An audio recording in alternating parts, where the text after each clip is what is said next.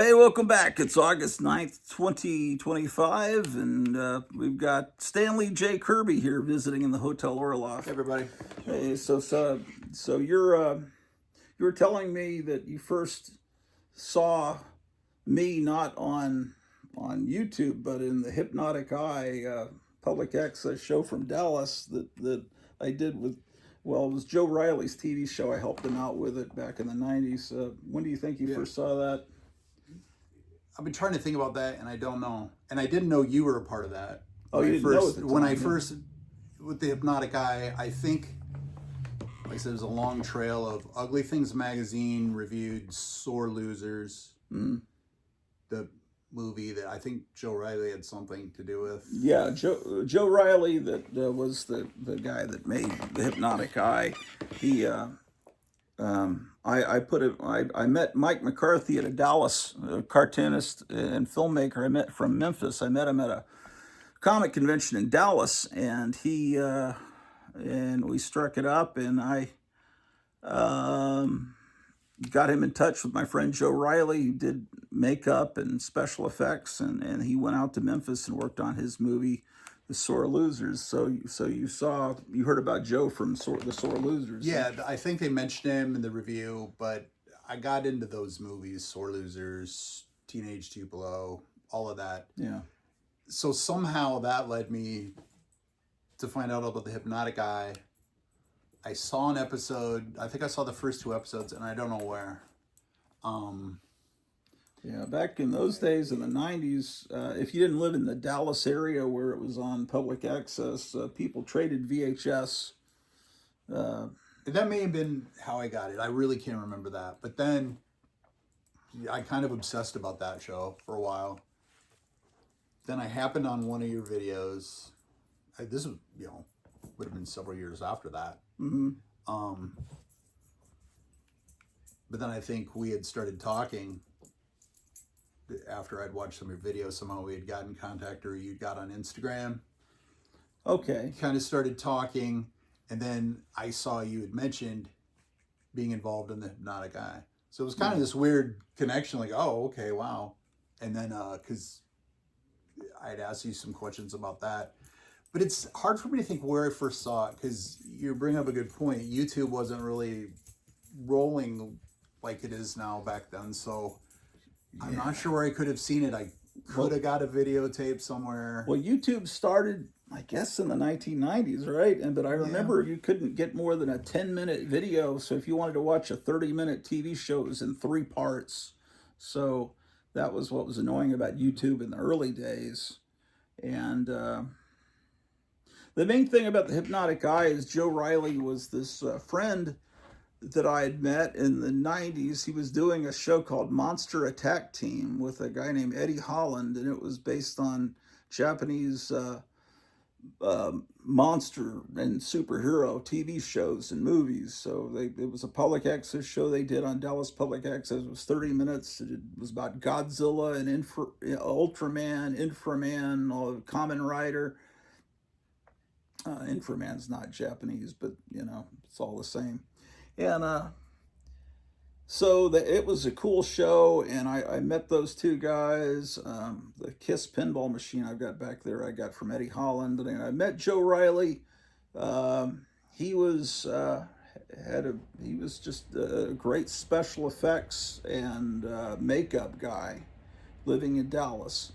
If he had been in Hollywood, he would have been making millions of dollars. But he was just this big, giant guy that was just a wonderful guy, and he told me, I was putting out a magazine called the Sophisticate at the time, and he really liked it, and he said, I want to do a video version of your magazine. And I said, sure. And so he decided to call it the Hypnotic Eye. He made this cool puppet with a big giant eye, and he did the first episode. I lent him a bunch of VHS tapes that he took commercials from and things, and he used some of his, and he went to a movie theater where Jackie Chan was talking. He had a big segment with Jackie Chan in that first episode. And then the second episode, I said, hey, can I come to the editing bay with you in the public access studio? He said, sure. And I brought several grocery sacks filled with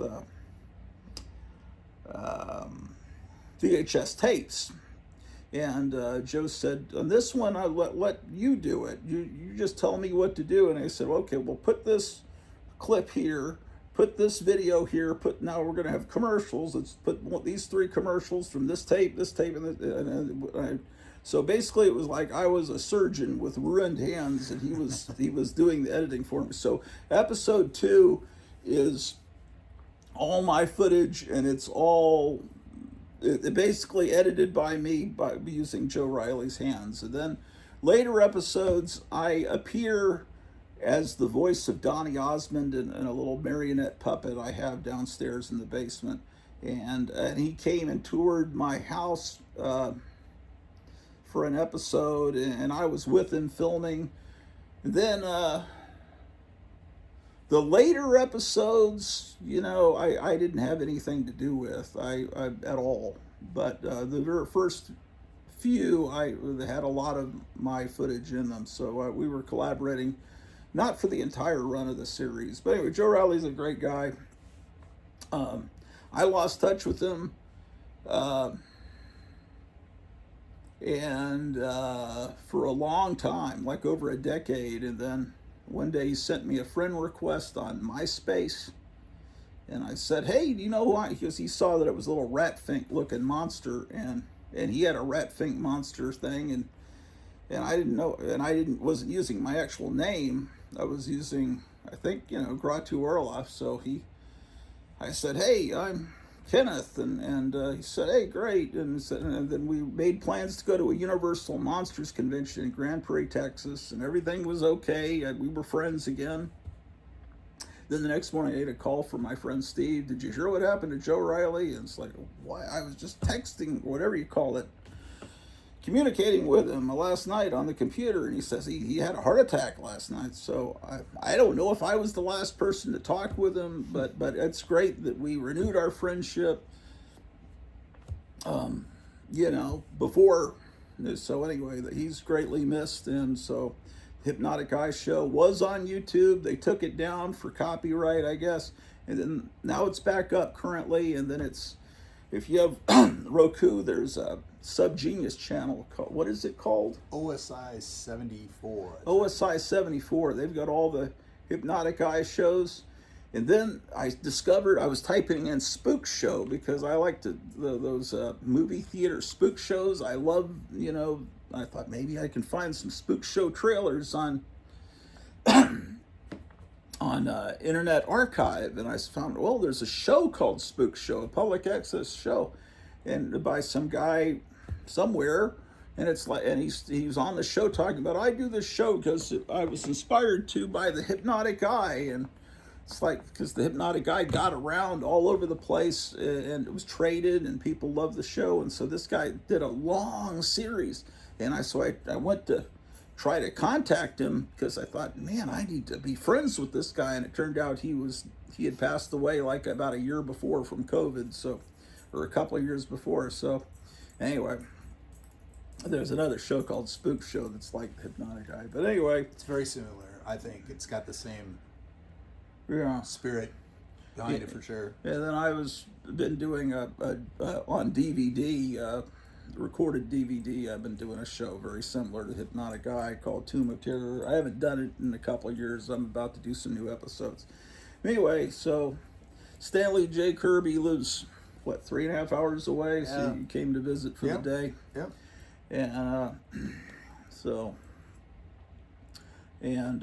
you collect comics, but you're also into music and. I do have quite a few comic books, but not like where everybody's showing their stuff. I don't have that level of stuff. I've got maybe 20 some boxes. I don't know. Comic books, I've got tons of records, CDs, magazines, books, movies. But to me, like we were talking about earlier, to me it's all the same thing. Yeah. As opposed to, it's not, I like my comics and the movies and stuff. They're all kind of the same exact. Yeah, I always looked at it thing. as it's kid culture, it's rock and roll culture, it's I always kind of said it's the stuff that your parents threw or mom threw away, comic books, rock and roll, bubblegum cards, exploitation, horror movies, all of that kind of is one thing, and then some people are very narrowly focused. They only collect superhero comics. Some people only collect records, and but when you find someone that collects all of that, I think they truly understand that it's all kind of a movement. It's all the stuff that kids would have loved in 1966 or in 1954, or what would have been in a kid's bedroom. That to me, toys are a big part of it too. I think I was exposed to all of it kind of at the same time at a very young age. I had the comic books, was like G.I. Joes, all of that stuff. Wacky packages were phenomenal. But then, I'd hang out with my friends, and then their older brothers, where you'd be in the room, you'd hear, whatever, Black Sabbath, whatever, or the Seeds. Yeah. Paul Revere the Raiders, whatever.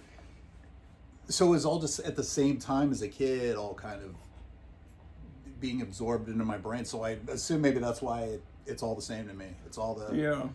And it's not really, it's sort of time period specific, but there's always been this culture, like what would a kid like us have been reading or doing or watching in, say, 1935, and you could go back and it's like, oh, well, it's, King Kong and pulp magazines, that's sort of the same, it's the same stuff as what a kid in the 60s would have been into with Hammer movies or, The past was accessible, I think, when I was a little kid.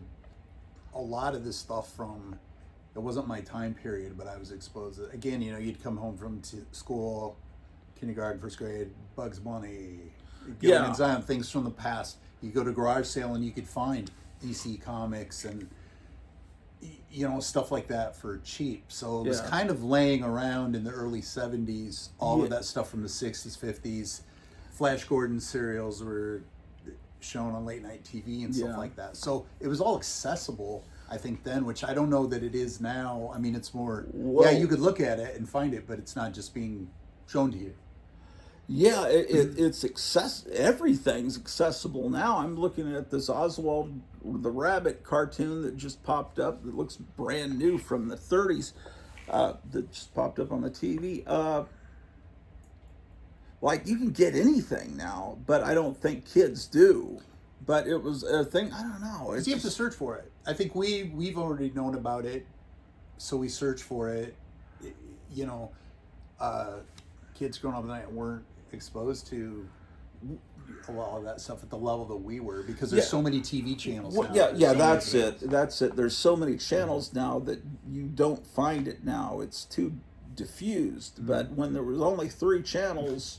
If a Godzilla movie came on, most kids in town were watching that Godzilla movie. There was nothing else on. If Popeye and Friends was on it after school, the kids were watching that because that was the only cartoon show on.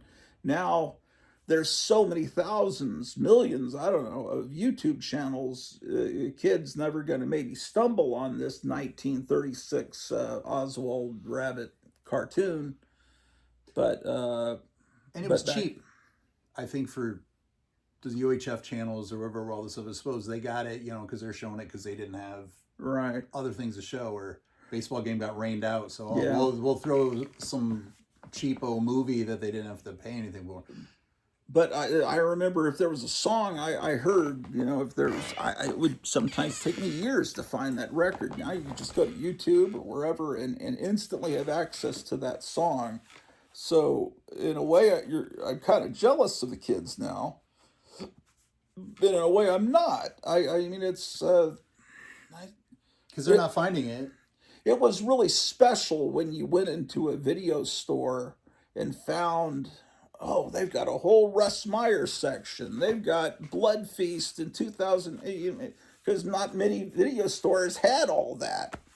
Uh, um, so it was you had to really search. You had to drive to another city to go to the video station in Dallas on Alpha Road because it has all these great videos that no one else has because someone manages that video store that has all that. Yeah, but now everything is available to you. You don't have to search everything. And if it's not on YouTube, you just get on Amazon and it shows up the next day or 2 days later. Every kind of weird movie that from the, like Something Weird Video put out. All of these movies that I had heard that they existed, but yeah, but when it takes you years to find that particular record, it's more special to you than if it's just, I can just turn this on and instantly hear it. Even if you order it, Yeah, there's something about going into a record store and finding that yeah, record that isn't the same as if you know that you want this and you're gonna order it from Amazon or Discog, whatever the places are. yeah, I think the easy accessibility. I think you're right. It's watered it down to some degree, and that's right. why I think kids aren't as interested in it. Maybe. Yeah, I guess so. I don't know. The internet's great in that it brings you everything, but then everything's not as special because it's so easy to get. It's you just take it for granted, and but because when I was a kid, these black and white cartoons that I've got queued up here on the TV in front of me, you couldn't see them. They didn't exist. Maybe in some markets, some towns might play them, but most growing up in the 70s, if a cartoon was in black and white, the station manager would say, "Why are we running black and white cartoons? We're going to run all these color Popeye cartoons. Why run these black and white ones?" Well, the black and white ones were masterpieces. The Max Fleischer 1930s, early 30s and Betty Boop, but they didn't run that stuff because they just were running the color stuff. So I didn't get to see some of that stuff till I was in college when Channel 27 in Dallas had this show with these two clowns that ran their husband and wife team. Their son has been on this show because he's a later it turns out that those clowns were the clown guy was the cousin of a good friend of mine. You talking about the Channel Planet? Those guys? Channel Planet, yeah. Okay, sure. He's the son of the clowns that showed me Betty Boop, and I think I'd seen a Betty Boop cartoon at a film festival, one of them, but they started showing them every day. It was incredible to see that stuff. What's up, Drew the dog? Oh well. So anyway, Stanley J. Kirby here has been watching the show for years. He's been talking about coming to visit since we moved here. Yeah. But he works long hours, so he's finally been able to make it out here today. Oh man. Yeah. I think of what when we were talking, you were still living in Texas. Yeah. And then you had talked about you were moving, and then it was weird that you had mentioned, you were thinking about Iowa was one of the spots. Then you ended up here, which is closer, but I still had a hard time getting down here until now. Yeah, well, it's weird because in Texas, I had friends that lived in Dallas, and I lived only 20 miles from there, and I didn't see them once every few years because that seemed like an incredibly long distance. Of course, it is when you've got all that traffic and everything, but it's weird how you can lose touch with people that just live not that far away, and then just it's strange. Yeah. So it's So you were saying, you've been here 3 years now. yeah. So it's taken me 3 years actually to get down here. What was it, 3.5 hour drive? Yeah, was it? But yeah, it was a pretty smooth drive. It's easy. Yeah. Easy drive, so now that I don't work weekends, who knows? Man. So so you were saying that you've been I've been doing this radio DJing of fake records lately. So were you saying you were enjoying that? I love it. I love it. I don't. Not many people are watching. I mean, some people are, but I'm getting like a third of the viewers of that for my other shows. I don't know. It feels like it's hot in here.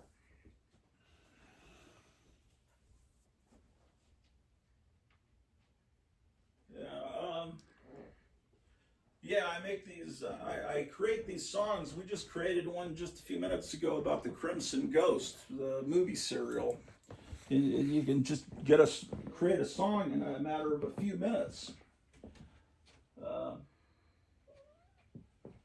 well, I think Drew is still hungry. I may need to go get. I'm gonna go.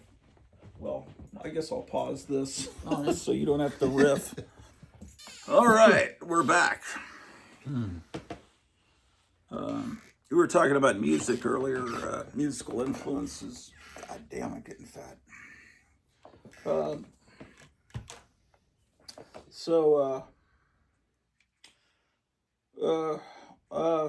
It's when I first heard the Cramps, I thought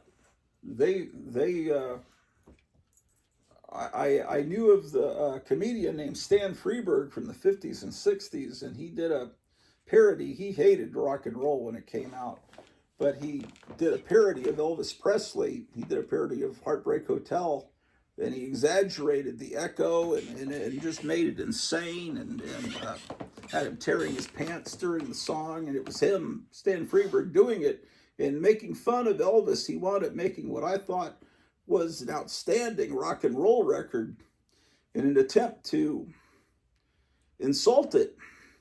And it sounded like Lux Interior and the band The Cramps were, it sounded like, man, they've heard that Stan Freberg Heartbreak Hotel because it sounds just like so immediately, it's weird when someone tries to make fun of rock and roll and they wind up making a great rock and roll record. It happens, I think, on like old TV shows too, where they'll have some scene at a dance party with kids playing records, and they're just some studio musicians, but they're actually almost hitting dead on the stuff, even though they're just trying to parody it or let's just throw it in here for that. Some of that stuff is fantastic. Oh yeah, movies. Like in Bewitched, when Boyce and Hart did "Blow You a Kiss in the Wind," that's one of the greatest songs ever. And Red Cross, the band Red Cross, did an outstanding cover version of "Blow." If you haven't heard that, type in Red Cross. It's spelled REDD, and then Cross is KROSS, and they're fantastic. "Blow You a Kiss in the Wind." Boyce and Hart are great. Yeah, great. Yes, in themselves, I love that. Right, there's a song making fun of rock and roll by.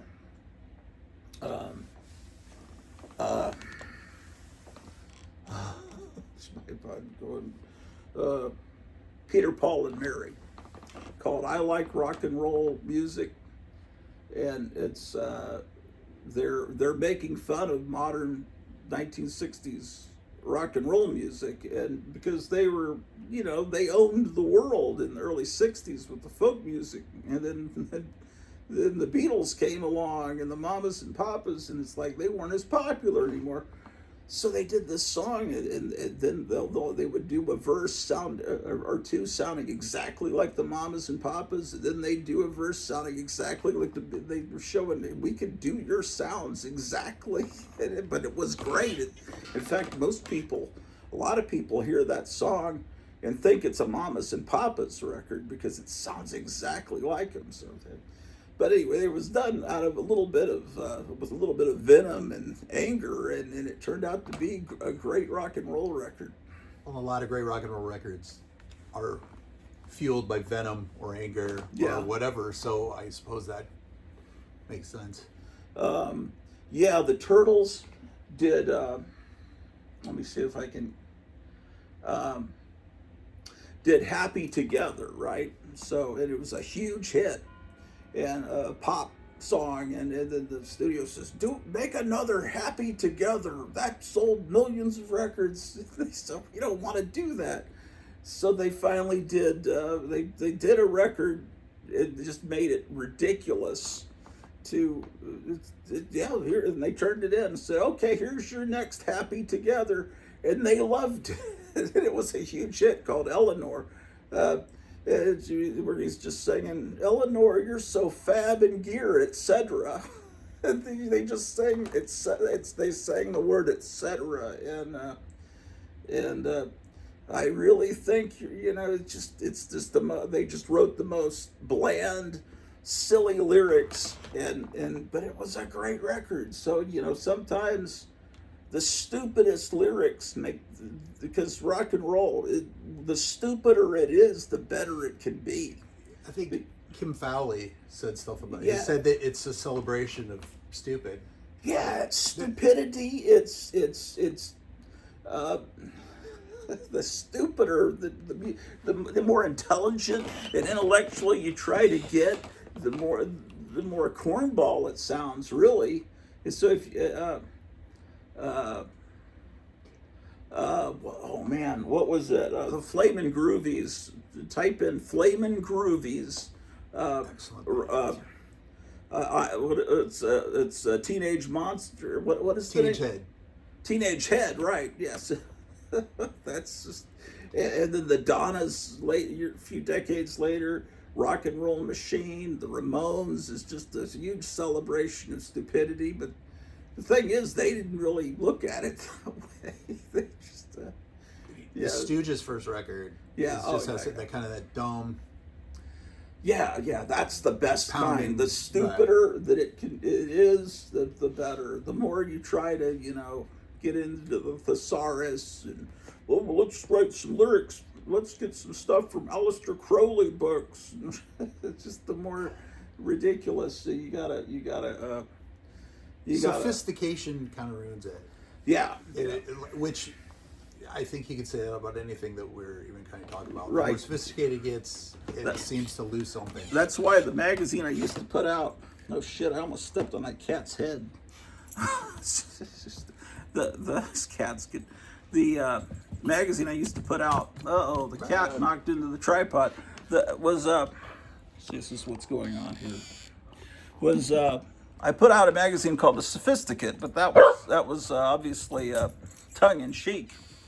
I was going to call it National Misanthropic and make the logo look like National Geographic, but I figured that's being too intellectual because people have to know what misanthropic means, and then you're feeding into that whole thing. Hold on. Because there's a huge mess here, this is a dummy copy of what was going to be the next issue of the Sophisticate back in the 90s. This is the magazine that inspired the Hypnotic Eye. So it's the Sophisticate, Entertainment for Ghouls. So, this was October 1997. It just never got finished. Issue 19. It's the back cover. What does that say? Go ape over this issue of the Sophisticate.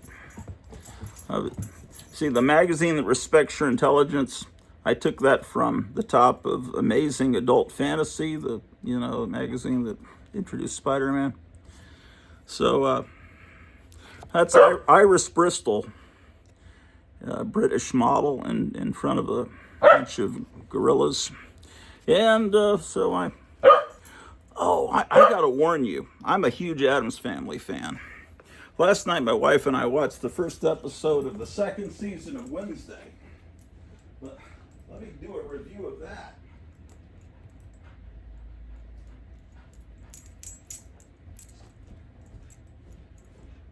Have you seen the TV show Wednesday on I have Netflix?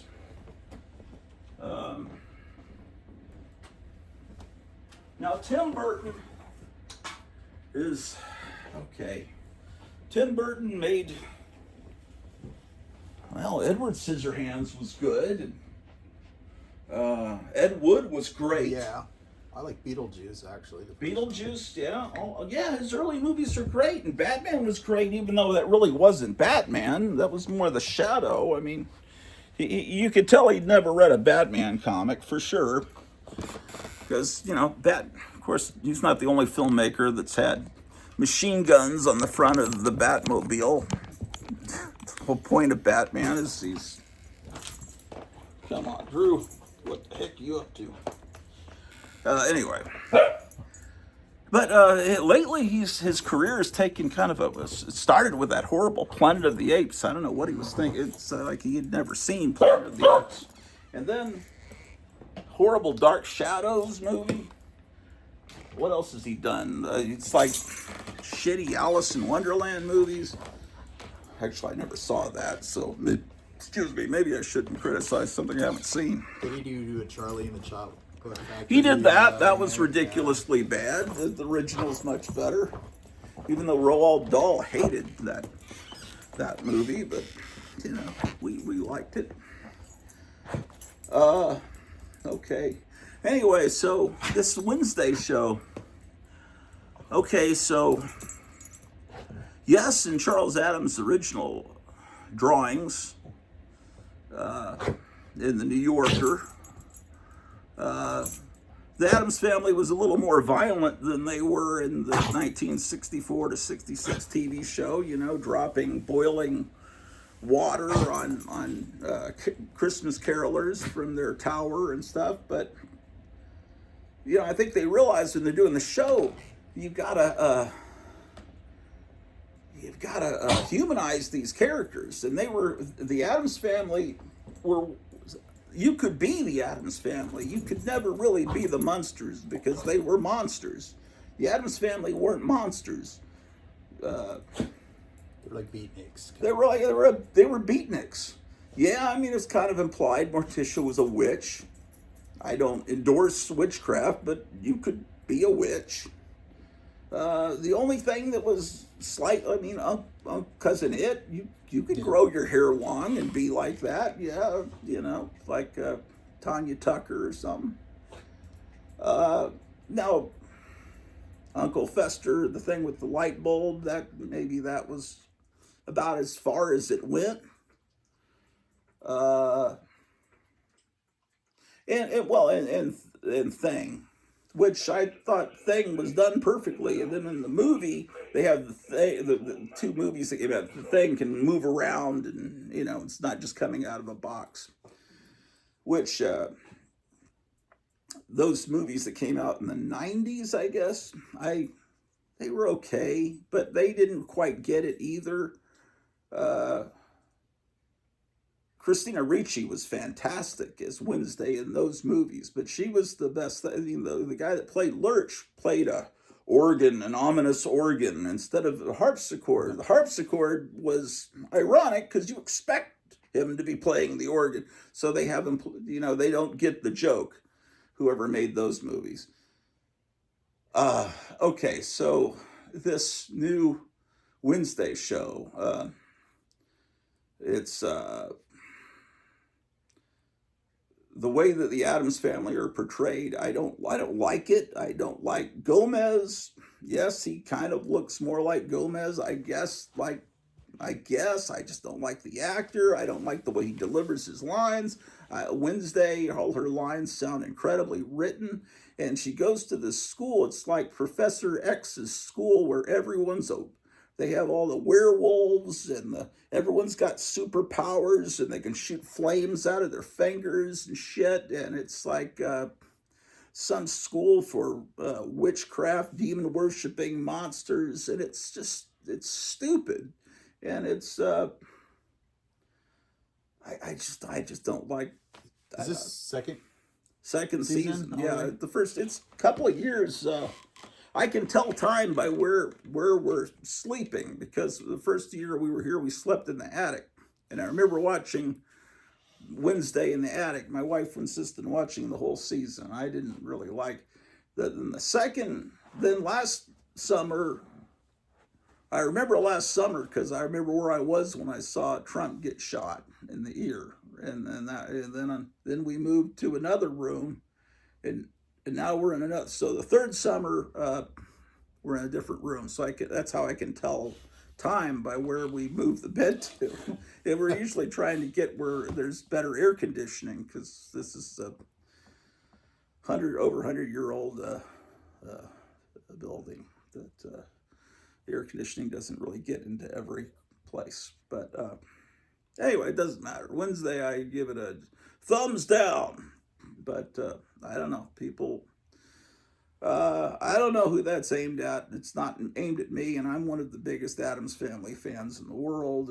But everything's letting me down today in today's world. The Marvel movies, although I haven't seen Fantastic Four, the Addams Family's letting me down. Rob Zombie made a terrible Munsters movie. Terrible.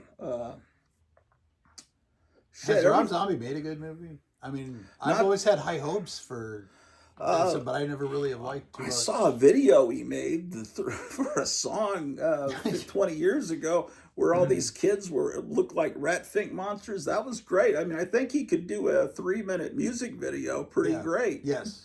But a movie, no. No, he's... you ever see the animated Super Beast deal? Where it was like, I saw a little bit of that cartoon movie. I would have... It's something I should have liked, because it just struck me. It struck me wrong. Yes, just like I should have liked the Munsters movie, but I didn't like it because it's just it's not.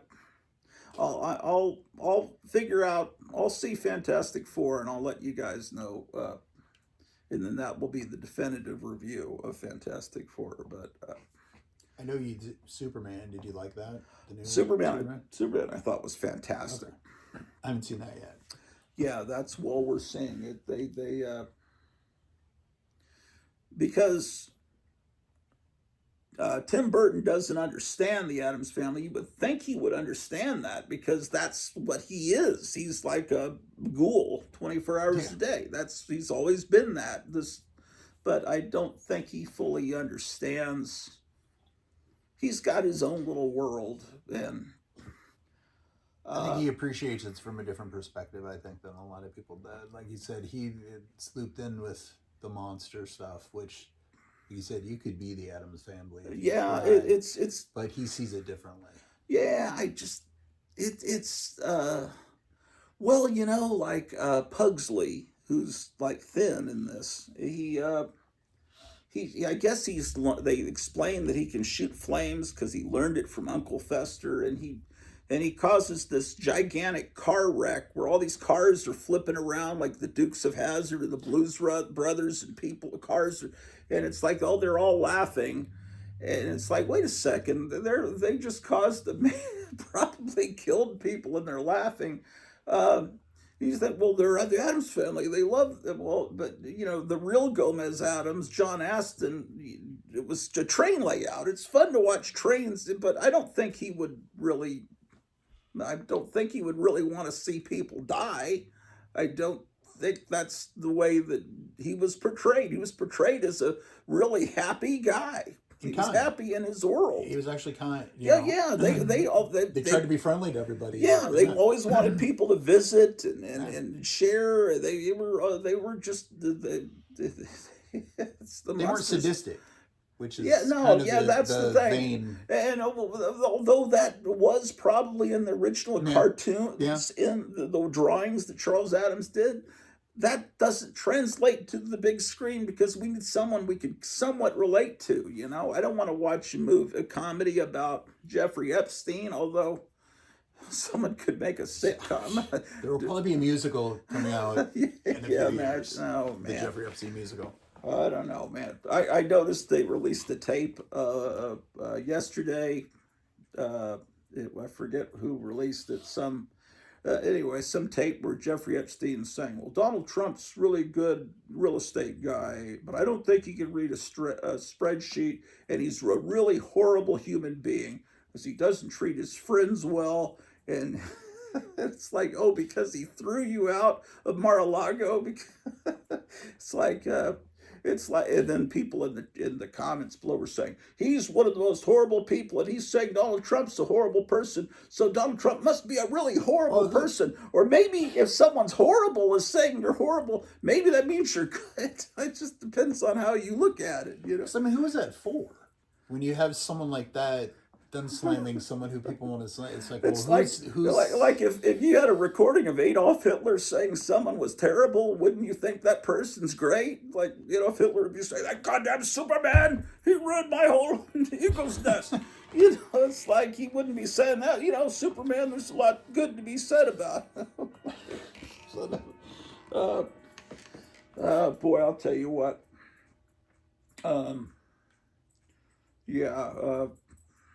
We were talking about the Ramones. This friend of mine that went to Hollywood and worked in. You've probably heard me say the story about my friend Tom. He was friends with the Ramones. He directed one of their videos, or maybe it was two of their videos. He directed the video Substitute. I guess just one. Yeah, with everybody. Like he put everyone in it. Yeah. He throws everyone in there. He's very much like what Rob Zombie does. Yeah, if my friend had ever been able to get his feature film off the ground, it probably would have been a lot like what Rob Zombie and Quentin Tarantino do, as far as casting every single bit part, and all the extras are people that you've seen in old horror movies, or it's like everybody that you see is somebody that matters to people that like weird cinema. But yeah, the more you know about the Ramones, it's interesting. Johnny Ramone was collected World War II memorabilia. He concentrated on German memorabilia. So same thing with Lemmy from Motorhead. And my friend Tom was friends with him too. Wow. And so Joey Ramone was Jewish, and he had a girlfriend, and Johnny Ramone stole his girlfriend. And so that's where the song "The KKK Took My Baby Away" came from, because he was referring to Johnny Ramone as the KKK because he collected Nazi stuff. And Johnny Ramone's, he was really into, they were all big fans of Weird War, the comic book from DC. So they all loved comic books. They were, but Johnny Ramone also collected 1950s monster movie posters and German stuff. That was his main thing. I think Lemmy of Motorhead just collected only World War II stuff. But anyway, Johnny Ramone was at CBGB's talking about Hitler's dog, Blondie, and Deborah Harry and Chris Steins thought, oh, that's cool. The Blondie was... So they named their band after Hitler's dog, and that is a confirmed fact. That it's not based on the comic strip, because she has blonde hair. So I don't know if that's something Deborah Harry would want to tell everybody now, but that's interesting. Have you seen the documentary? I think it's called "End of the Century." It's about the Ramones. Yeah, I have it. Yeah. I that is maybe my favorite. Yeah. Documentary about a band. Yeah. Dee Dee's brilliant. I mean, yeah. In that, they all are, but it's a totally warts and all. Yeah. Attitude. They don't let up about. Because I think Johnny's even on there when they're talking about Joey dying, and he says, "Well, he said." Whatever, he goes, but I didn't really have a lot of nice things to say about him when he was alive. I'm not gonna really. I don't have a lot of nice things to say now, but yeah. So you don't hear people say that too often with things. Yeah, there's a lot of revisionism in band. There weren't. There was a splinter band after they broke up called the Remains, and my friend was managing them, but I don't think they went anywhere. I'm not sure who was in the Remains. I think it was drummer Marky. Okay, Mark was Bell, it? Okay. And I think he just did various. people, Yeah. actually big musicians were in there, I think, but they just rotated around. I don't think there's any record or anything of them. Well, there's a recording. I have a recording somewhere really? that from it's not released, but that came from my friend. So I don't. He's passed away, but I don't think I would be authorized to release that. Yeah, I'll tell you talking about Joey Ramone reminds me of Howard Stern because they always used to look alike. Everyone pointed that out, much to Howard Stern's chagrin. They were like twins, and he just recently, basically, they said we can't pay him the millions of dollars anymore because they're probably getting money from USAID, and that's cut off. But the satellite company, basically, so Howard Stern is basically coming to an end. And I remember from the early 90s, for a good over 10, 15 years, I every morning, I don't know, did they play him here in this part of the country? Yeah. I think the Quad Cities, there was a morning show or whatever on the radio. And so, he was genuinely one of the greatest things in the world in the 90s. He was so funny. It was a great show. It really was. And then he went to satellite radio and it stopped being funny. And it just did. And then at some point I just lapsed in paying for the satellite radio and gave away my satellite receiver to a friend, and I guess he's still been going all these years. But every so often I hear him, make some proclamation that, he's definitely on a different political side than I am. So, and then now he's gone, but boy, he really was. Everyone's. Talking about how horrible he is, but I think a lot of them are saying, but no, he once was great. He really was, because people like Salty Cracker, that he's heavily influenced by Howard Stern just from his comedy style, and I think so many people. It's just a shame when people change like that. I think it's money.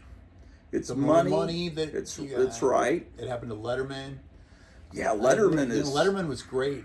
Yeah, on NBC when it was late night, but once he moved to CBS, got all that money, it just wasn't the same thing. But part of what it is it was so funny that what he was able to do and push the boundaries just far enough and come up with words to say without actually saying the F word or these curses. You come up with other ways, and it's so funny. And it's like W.C. Fields would go, Godfrey Daniels. And he was trying to say, take the Lord's name in vain, but he couldn't do that in the studio. And what else? He had some other words. It was fake curse words. But when he went to satellite radio and he could say the F word, anything, and do anything, it just wasn't funny anymore. And there wasn't, because before it was like he was like the kid in the classroom that kept pushing the teacher's buttons, and it was funny because you were watching it, and because he was pushing the FCC and the station manager to see how far he could go. And then, but when he can do whatever he wants, it's just like, well, it's just not funny anymore because there's no enemy. I think also the restriction. Well, not that I'm saying that's a good thing all the time, but sometimes when they're restricted, when they do, the creativity has to kick in harder. Yeah. And that entertainment value. And when you can just do anything, it doesn't matter anymore. And when I try to create these songs on Suno.com, sometimes they'll let curse words through, but sometimes it'll say flagged for moderation, and it's like, oh man, I can't say that. So I got to think of a different way of saying it, and then it makes the song better than if you had just it's something about it, because that's the way it's rock and roll's always been. They've had to figure out a way to talk about what they're talking about and get it played on the radio, because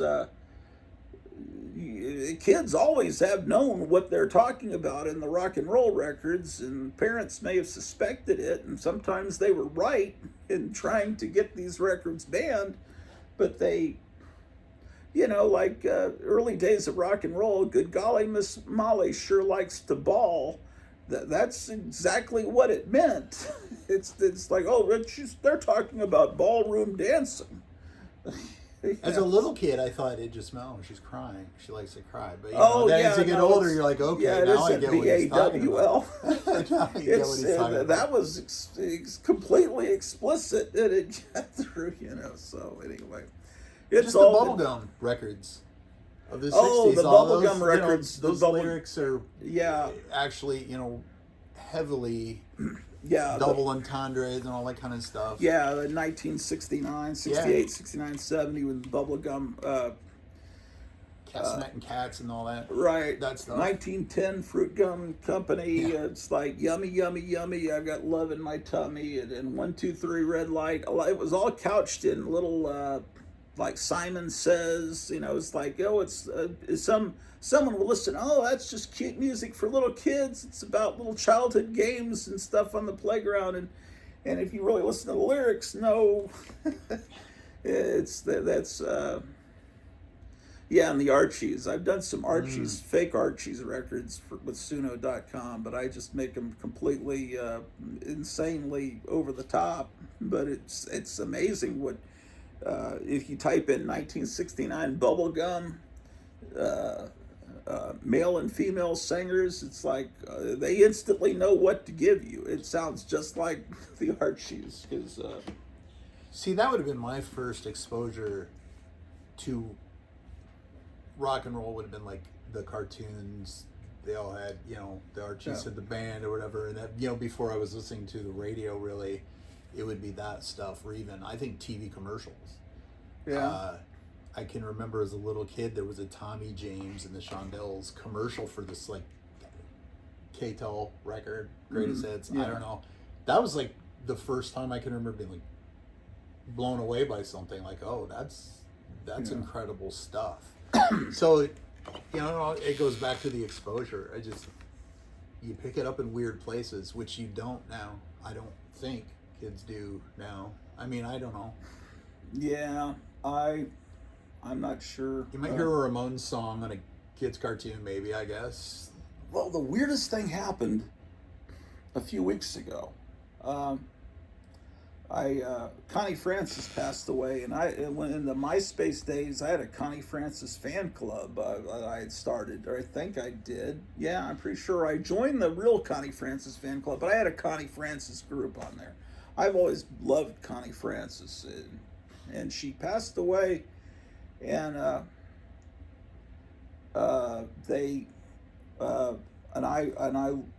was reading the article, and it said Connie Francis, what was the name of the song?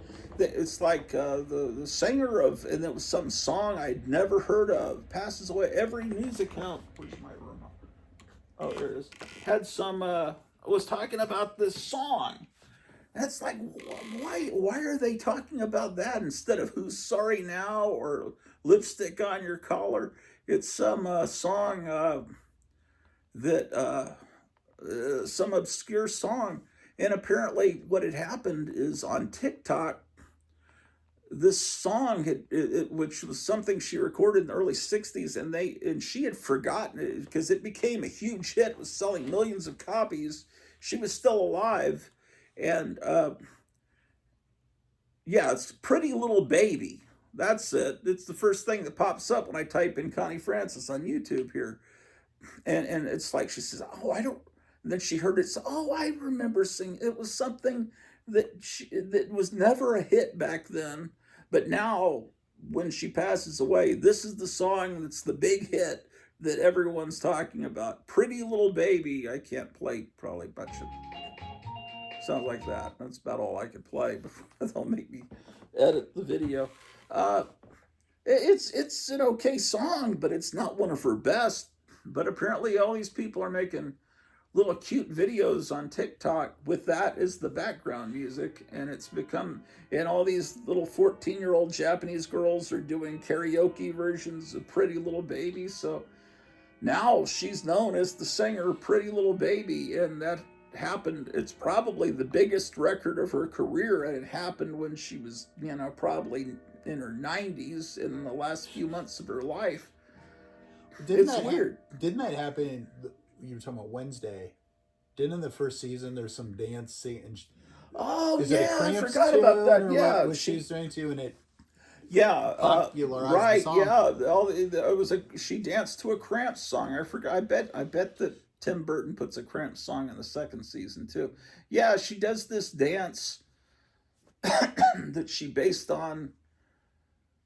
I think the actress, what's her name, Ortega, Jenny Ortega or whatever, looked at different dances. I think she, like Susie and the Banshees, she looked at something that Wednesday Addams did in the original TV show, yeah. And she combined all these dance moves to a Cramps song. I forget which one it was. Damn, I could find out real quick.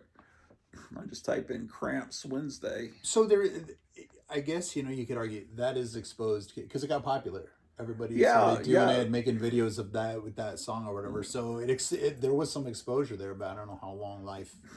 But will the kids go and get deep into the Cramps catalog? At least their early records. The later ones weren't that hot. It's probably too easy to do. Because you could go on and type it all in. So they're not going to do it like where we would have to go to the record store and try to find a Cramps record. It took me, all the Cramps records that I've collected over the years, I'd have to drive to get them. And my friend Randy was good friends with this guy in Scotland, I believe. I think his name is Lindsay Hutton, that ran the Cramps fan club, and so that was he had some cool stuff from him. Let's see, we'll type in Cramps Wednesday. Why can't I remember what that song was? I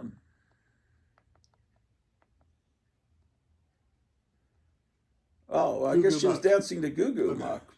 Yeah.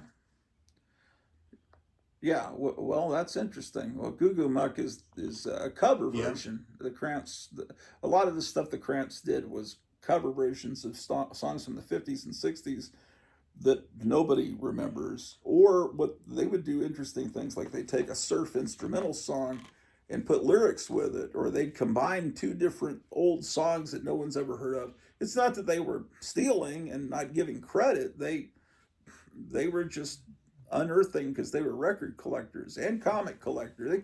The Cramps were like what we were talking about. They collected everything, comics, records, old 1950s stuff, and they understood monsters, old horror movie hosts, the whole monster kid culture thing. All of that is the Cramps were really. I think they even said it at one point in an interview too, that it's all the same stuff. It's not really different between an EC comic book and a old record, Sun record, whatever. And that's why in that style of music, a lot of times like the Cramps logo looks like the Tales from the Crypt font, and like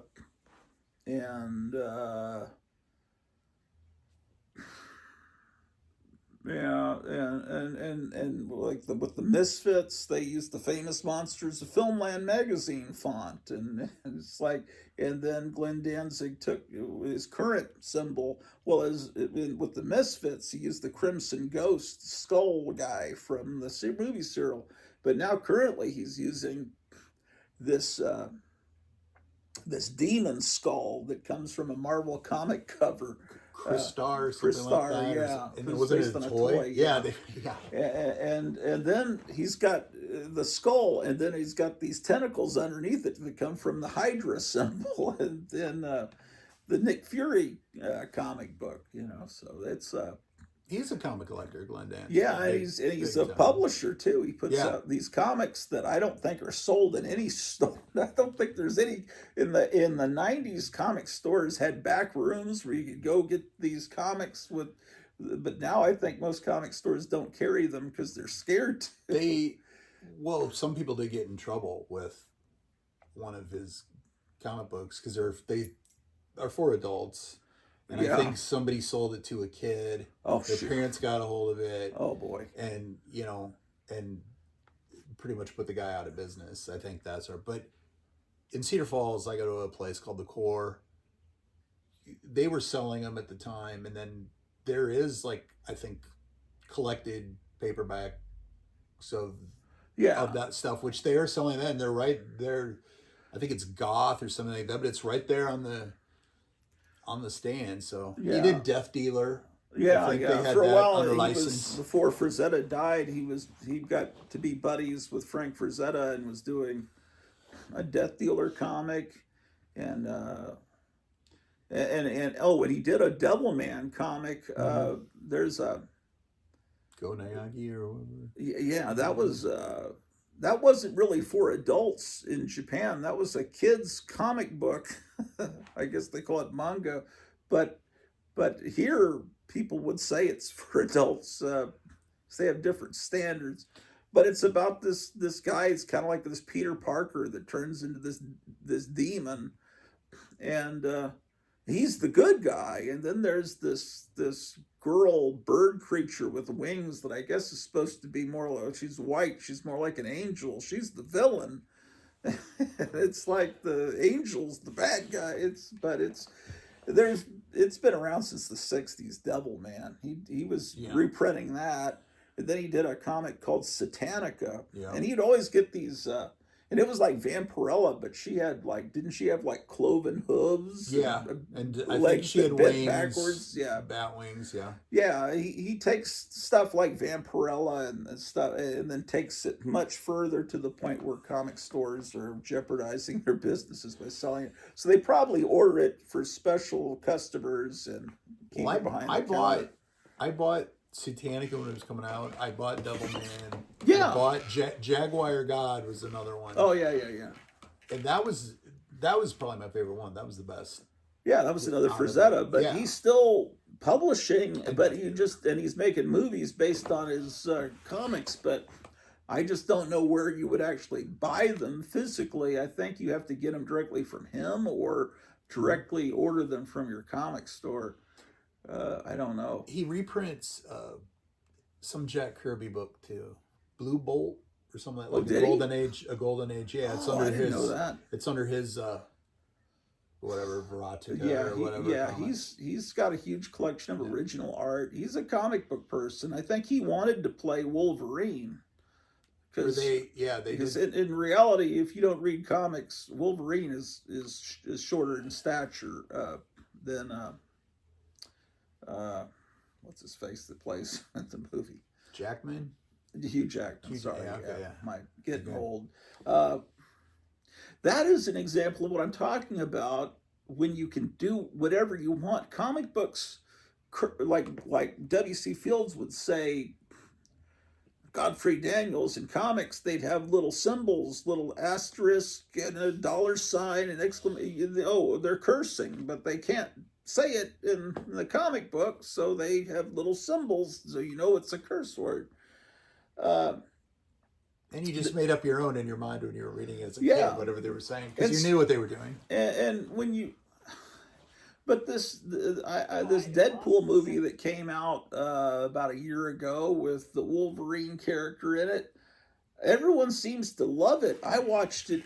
I just thought it kind of just made me cringe. It was just I didn't really see. Is there really a plot? Is it just a bunch of little cutaways to, oh, look, here's Wolverine being crucified, like on that cover you all like. We'll show that for a second, and we'll show this for a second, and it strikes me like Family Guy, where it just keeps cutting to little funny jokes. Here's this joke. Here's this joke. Here's this joke, and it's like, okay, and it just like they're saying the F word 15 times in a single sentence. It just takes you out of it. Wait a second, this is based on stuff that was written for kids, and and people said, oh, this is great. It's. But it doesn't last. Because I do get where people, there's that little limited space of time where you think it's just hilarious when somebody swears. Yeah. Says the F word every time. Yeah. But yet, even that person gets out of that after a while. It doesn't last. It's not like you could keep going to. I haven't seen the movie, so I can't. Okay. You can't keep going to and watching it for, like, I could keep going and watching, Frankenstein or something, because I'm always getting stuff out of it. If I'm just watching a movie, it's funny to see this guy swear. Yeah. That lasts long. I mean, you can walk down the street in real life and hear tons of that. Yeah, sometimes it's just the way it's delivered and the context it's in. Sometimes sometimes it can be really effective. Yeah. And it like Rudy Ray Moore, Rudy Ray Moore. Yes. He could say that F word 1,000 times on one side of a record, and it's going to be funny over and over again because of how he delivers it. And sometimes it just depends on how it's done. In that Deadpool movie, it just struck me. Oh, there was this TV show on HBO called Deadwood, and it was like a show I should have liked, very realistic looking Western. I should have loved it. And I tuned in, and they say the F word literally 7 or 8 times in every sentence. And it just, oh man, it's just, you can't concentrate. You just start counting how many times they say it. It's not even... It takes you totally out of it. And it takes the impact away from if there's a scene where that word would have worked. Yeah. Like you're saying with the Rudy Moore, because it's contrived. Well, Rudy Ray Moore, it works because he's in the world of the 1970s, the urban world, and it's funny. In a Western, you just start wondering, did they have that word then? Yeah, they had that word then. It existed then. But but they wouldn't have used it because it just. I think old people generations and several generations before the oldest people I've ever known. My grandfather was born in the 1890s. This is a few generations before. I don't think I ever heard him curse, but people back then, they would take the Lord's name in vain, and they would say, I think they'd say more religious-based curse words. I think that's the way they would have cursed in the Old West. I don't have a time machine, but I think they would have said, God damn it, that's the way John Wayne, when John Wayne cursed, like in True Grit, it's like, that sounds right coming out of John Wayne. Even though I don't endorse taking the Lord's name in vain, that sounds authentic. It's like, you goddamn, that's how they talk. Damn, but fuck. Sorry, they wouldn't have said that. I just don't think it just takes me out of it. Well, again, language has impact, and when you're using those words, like, I can see writing a scene, and that word would be perfect, done right, utilized. But when you're just throwing it out there to throw, because a bunch of 12-year-olds are gonna think this is hilarious. Yeah. But there's nothing more behind it, and maybe I'm wrong about that with these people making the movies. But it seems like if that's your main goal, just like with horror films, modern, a lot of them, let's just be as gory as possible, and they don't care about anything else except that. Yeah. It doesn't. For me, it doesn't work. But it does for certain audiences. I like gore in fantastic, like if it's an alien doing it. If it's a monster ripping someone apart, then it's okay because it may look like the person's really being, but it's a monster, so you know it's not real. But when you make a movie about something that could really happen to someone and you're showing it in great detail, I haven't seen these clown movies, The Terrifier. I don't think I'd want to see that. There's more to it. The gore is a part of that thing in the movies you're describing. Yeah. It's not the driving. I mean, you want it to be gory. But it's not the driving thing of this is the only reason I want to make this movie. Yeah, if you're watching the original Alien, there's good acting, good music, good production values. Story, whereas these average Friday the 13th movie or some, it's like, wow, you've got great special effects, terrible acting, terrible writing. And then you read Fangoria and they show pictures of what it should have looked like, and you realize, oh, they cut a lot of the gore out to get the R rating, so they didn't have to have it released unrated because they were threatening them with that, and then they couldn't play it in certain theaters or put ads in newspapers. I'll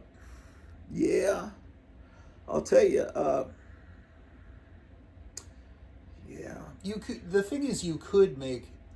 It's like the exploitation films in the 70s, 60s, and 70s where all the producers cared about is we just want sex in this movie. But after that, the people making the movie could do whatever they wanted with that movie as long as they threw that in there. So there are some actually really great movies with great scenes and stuff in them because, the guy was, okay, I'm going to make my masterpiece because I'll never get the money to do it any other way. But the producers just want it. We don't care what you do. Just, our audience just wants this. You're probably thinking of like early movies by Coppola or something. I know that Flesh Gordon, that came out in '74, a lot of big names in the special effects industry worked on that. And worked really hard to make it look great because they thought, man, this is my only chance ever to make a Flash Gordon movie. So they made it look great, but it was really, so it looked much better than what it really should. And the opening theme to that sounds like it really came out of, I wonder if that's on YouTube. I probably could play that without copyright problems. The theme to Flesh Gordon sounds, I don't think it's library music. Maybe it is. I don't think it is because they have a composer listed. It sounds completely like 1930s serial music. Did I put, I've got to get new glasses. Did I put FLE or, okay. FLE, I can't even see the TV screen. Friday I'm going to get, my wife and I have to go to another city because there's no optometrist here in this little town. Okay, I'll just hit that and then I'll go up there and I'll alter it. Theme song. There's no way I'm going to get a copyright claim if I play that, but I don't know if that'll be on here. It says song. That one. There you go. They're giving me, they think I'm mistyping it. Oh. And because they're trying to give me the Queen Flash Gordon. They figure, this idiot doesn't know how to spell Flash. No, I have, do you watch Damon, Damon Packard? I know who he is, yeah. He's been putting up so much great stuff lately. Unbelievable. But what he's doing, I'll show it to you. I can't play the music. Maybe this trailer has some.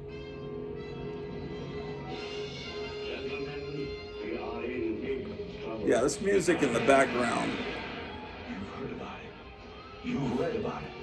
Now, finally, you can see it. It will be a dangerous trip, and I don't know what we're likely to encounter out there. But someone has got to save the Earth from the treacherous clutches of that evil Grey. Sure. Why not? We'll give it a try. Blast off with Flesh Gordon and his cosmic crusade against all evil.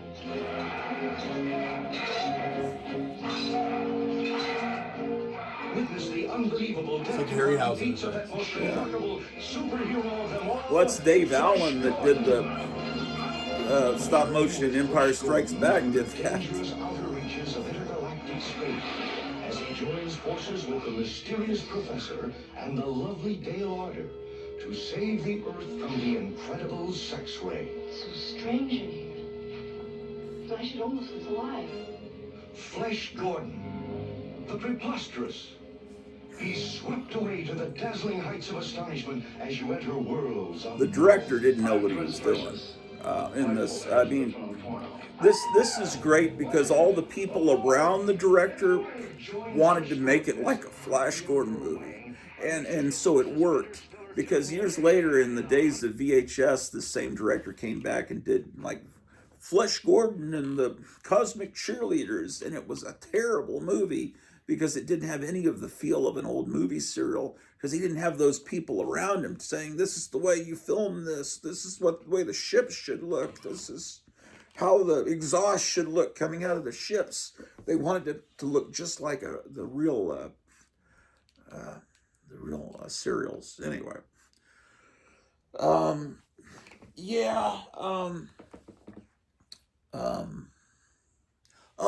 what he's been doing, Damon Packard, is he did new opening credits for Diamonds Are Forever and new opening credits for License to Kill, and it's this original music, but he's done his own visuals.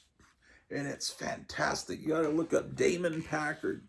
And then he did a new opening credit sequence for The Bionic Woman, where she's throwing cars and shit. It's amazing because he's a master of AI. And then he's doing music videos for like Ventura Highway, and it's just got these hippies and convertibles going down the highway with demon dogs chasing them and devils with horns running after him. It's like there's some great stuff on YouTube if you look for it, and some stuff that isn't so great. No. But so you work most of the time, so you don't. There's a shooting in Times Square, or is that what happened? Looks like it. Yeah.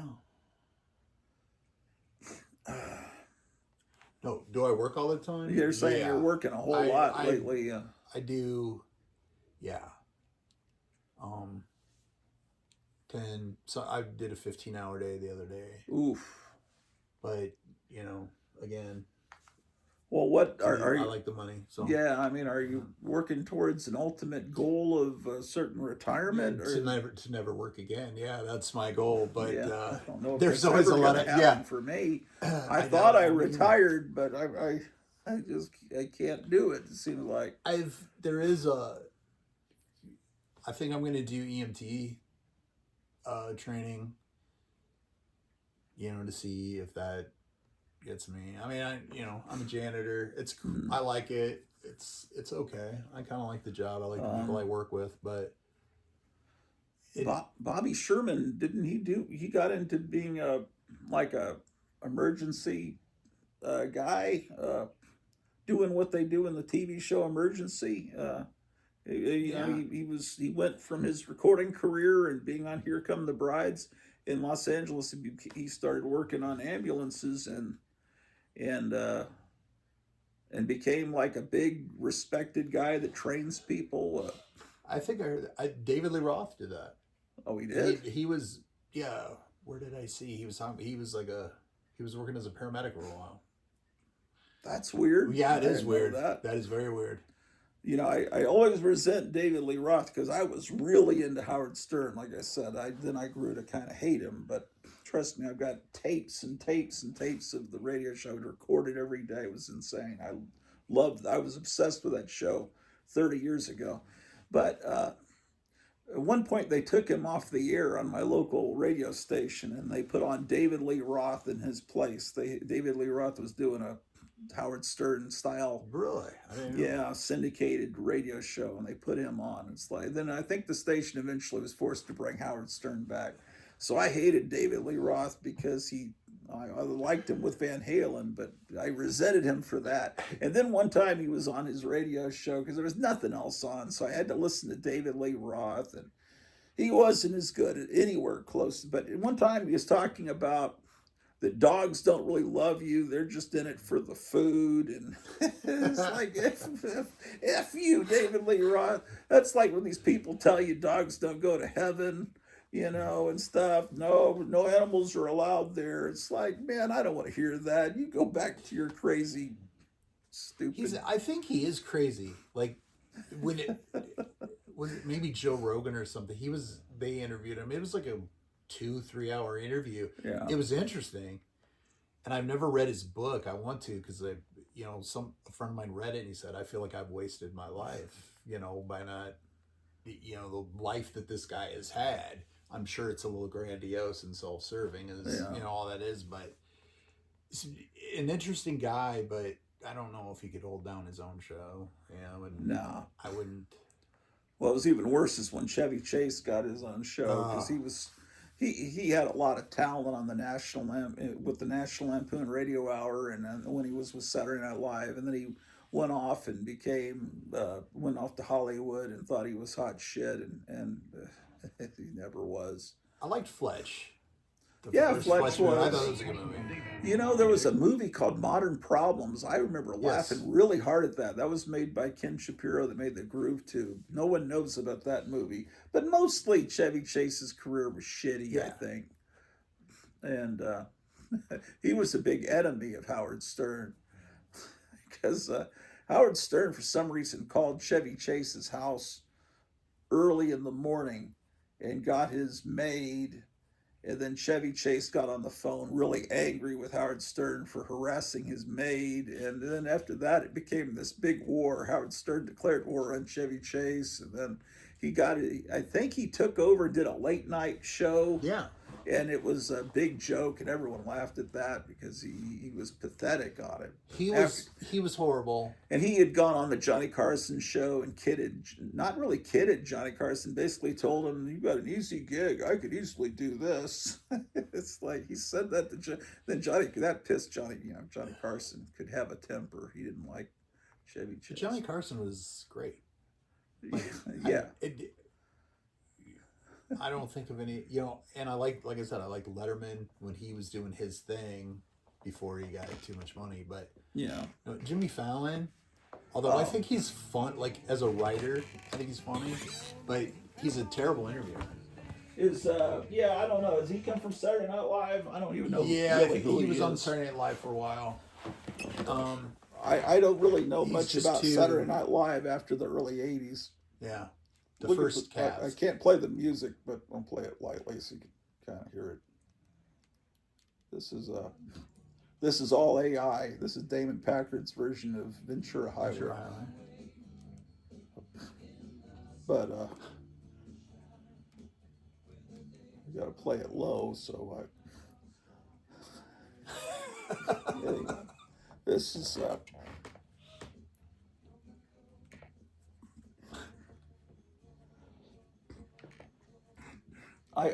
this AI stuff, I don't think it's just computers that are super smart. I think there's something alive communicating through AI to us. I know it sounds crazy, but now I'm noticing more and more people are doing videos on YouTube saying the same thing I've been saying, that this is like a Ouija board, that you're opening up a portal. I'm pretty sure there's intelligent life that's helping with these AI songs, because it's like they understand. It's like this old Aquaman record I've got.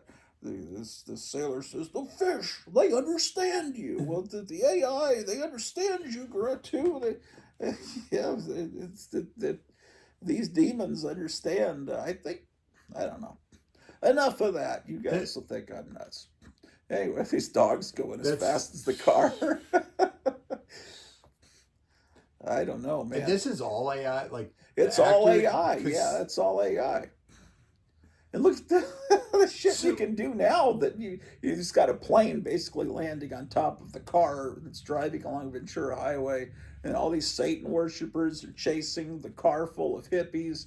Oh, and then he takes the cover to the Black Sabbath record with the witch on it and brings it to life. I think I've seen that. Oh, you've seen that? She's walking. She walks through the. Yeah. Or like walks out of the album cover kind of. Yeah. Okay. That's him. Yeah. Maybe he did that a while back. Yeah, I think I just saw it a couple days ago. You know, because everything's Ozzy right now and Black Sabbath. Yeah. So anyway, I'll show you a couple more here. There's the Black Sabbath witch.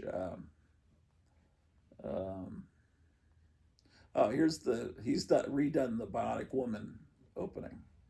So this is leading into the opening credits. This is just the before credits scene.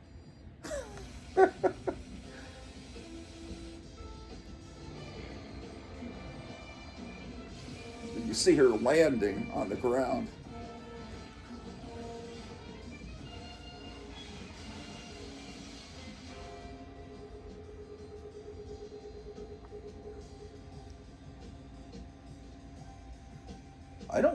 I think we're just going to be completely obsolete. Within a few years, you can just make amazing movies and not use people. And you don't have to deal with actors and actresses. Look at this robot arm. And you're going to be able to have Richard Corbin movies that look like Richard Corbin's world just there.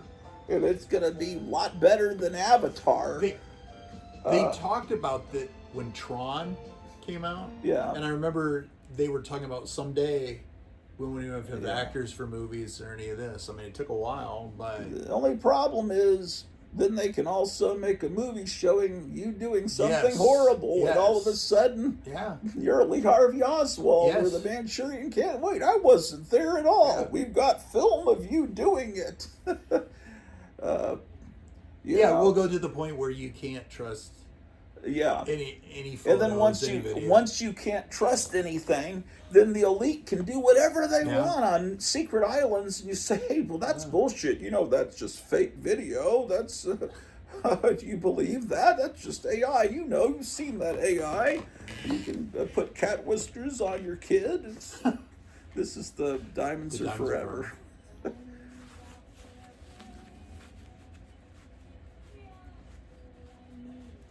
I'm surprised. How's he avoiding? Copyright stuff? Well, I think he's putting it. I don't know. I don't. He can't monetize it. I guess he can't make money with it. So then he's okay. But I guess. I think you can put up Beatles records, but I don't know how people do it, honestly. Because I went into a store. I used to. I have this bottle of Bubble Up. I bought it in an antique store. It's like an imitation of 7-Up, right? So I used to do on my show, this is our sponsor, Bubble Up. And I'd hold up the Bubble Up bottle. And then I thought, do they still make Bubble Up? And I found there was a store where I used to live, which had a lot more stores than this town. And all they sold was weird soft drinks from around the country that, regional drinks. And, you can get banana soda with a picture of Fidel Castro on the cover, on the label. But I don't know if that Bubble Up bottle's around. Anyway, they were actually selling Bubble Up, a drink from the 60s. They still made it somewhere. So I went in to buy the Bubble Up, and I thought I'll go in there and film in there because they have all these cool exotic bottles of soda pop. I call them soft drinks. Here in this state, they call it pop. Pop, yeah. Soda pop. I've it's got a car flying in the sky. I don't know. No one says soft drinks here, huh? I think some do. Okay. Soda pop. I don't hear pop. It's just pop. Pop. It's regional expressions. Anyway, I go into the store with my camera, and film, and they have a rack of comic books because they understand that comic books and soda pop go together traditionally. And they had old comics, but they were really old comics, but they weren't high dollar. It was like All Star Squadron and stuff that was, you know, you'd find the good comics, but stuff you'd find in a $2 bin.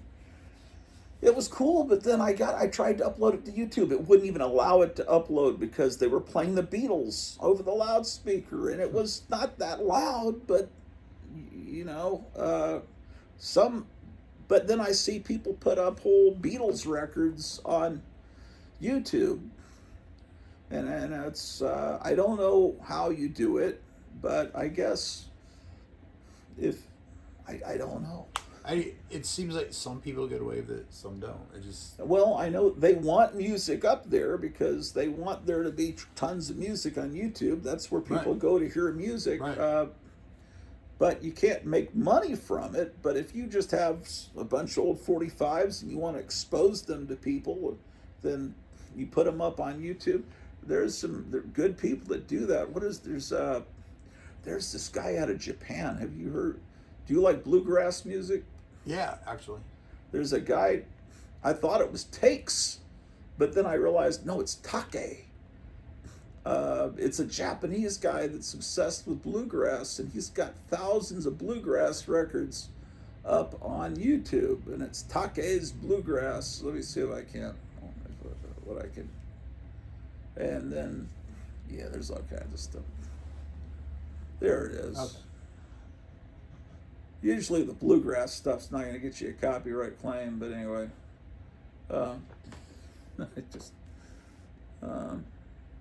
so, God, I can't read anything anymore. I really think these new iPhones are damage your eyes, because I stare at the phone too long, and then all of a sudden it's roasting my eyes. Different time periods. I wonder. I wish you could just see how many records he's got up, but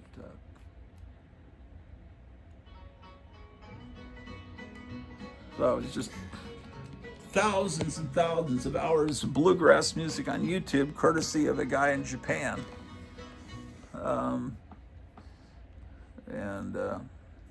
And there's a great station called Sunny, I call it station on YouTube called Sunny Boy 66. Do you know that? Yes, fantastic. Okay, let's see if he's put anything up lately. He's been maybe he's been busy lately. I haven't seen much coming from him. But sometimes you'll click on him and he's got some amazing stuff. I assume it's a he, but it could be girl, I don't know. And are these compilation albums that are out there? Or does he put them together? Well, I don't know. This one is put out by, I think I know the guy that put this one out. He puts this Halloween instrumentals, but let's see what he's put up lately. Last thing he put up 2 weeks ago was the Ultimate 50s Rockin' Sci-Fi disc. 50s rockin' sci-fi songs. I gotta be careful or they'll give me a copyright claim on this. Yeah, he's Sunny Boy, spelled SUNNYBOY 66. Either 66 is used because that was the high water mark for garage rock, or maybe that's the year he was born. I don't know. Do you know, what are some good sources that you know of on YouTube for music or for anything? This is probably the biggest one that I discovered this guy a while ago. And then there's a good He's guy. also got a website. Yeah, this one here, the Vip Vop tapes. This is going to be stuff Lux Interior. He was using the name Vip Vop when he DJ'd on a station one time for a little bit, like for one night. Those records. They're like double 10-inch records. Yeah. That's how they sell them. I've got a few of those. And then, there's another one where he was the Purple Kniff, think spelled backwards. I had the Purple Kniff show. That's a pretty popular one. I don't have that one. And there's he's very multicultural. Here's one of Japanese pop.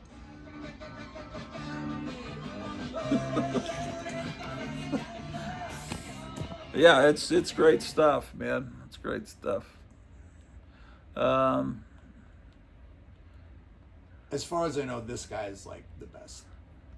there's a I know of. Japanese guy that puts up so many CDs, but I don't. His name is in Japanese, so the only way I could do is go back to a playlist. This one is called Whiskey. It's various artists. VA Whiskey Girls and Pasta, Rock and Roll Garage Girls, Punk Rock Bands. I don't know. Maybe it's from Italy. I don't know why they're using the pasta angle. There's okay. Anyway, let me figure out who he is. So I go to library, then I go to playlist, and then if I go back, let's say if I went back to last summer, man, it's so hard. I got so many different. February 2025.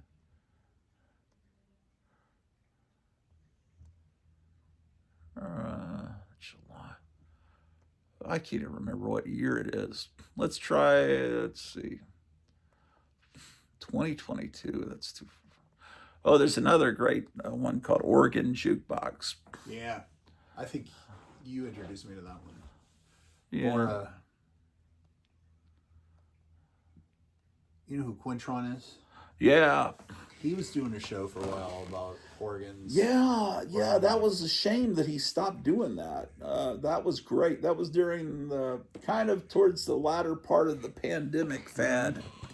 He did a show playing great organ music. Yeah, there's only like 4 or 5 episodes, I think. Yeah.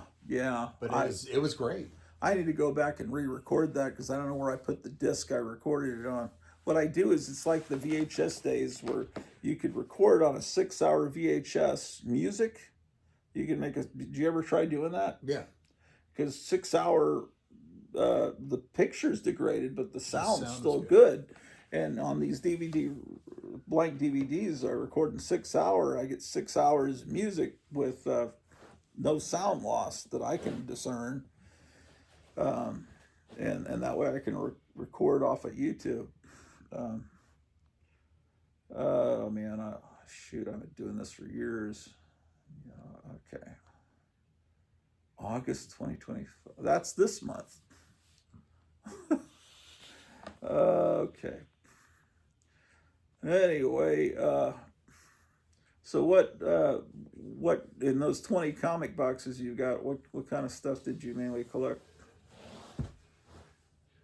Spider-Man was the big one when I was a little kid. Yeah. That was my favorite. You know, the Marvel stuff, DC. I got little bits of everything, and then I got into that. I thought the 80s, although Marvel and DC were starting to decline, even at a younger age, I kind of was noticing that, but independent, like there was Pacific Comics, Eclipse, First Comics. Yeah. I got into that stuff.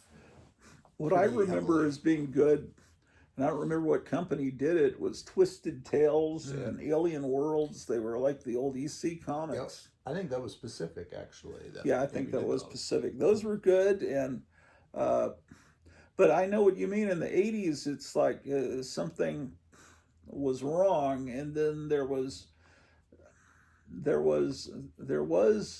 some what seemed great at the time, and it's still great with Watchmen and Dark Knight, but you just thought, okay, this is cool, but I didn't expect the whole industry to suddenly become that. Right. It was like, okay, this is the way comics are, and this is showing an alternate world. Okay, now let's get back to the other stuff.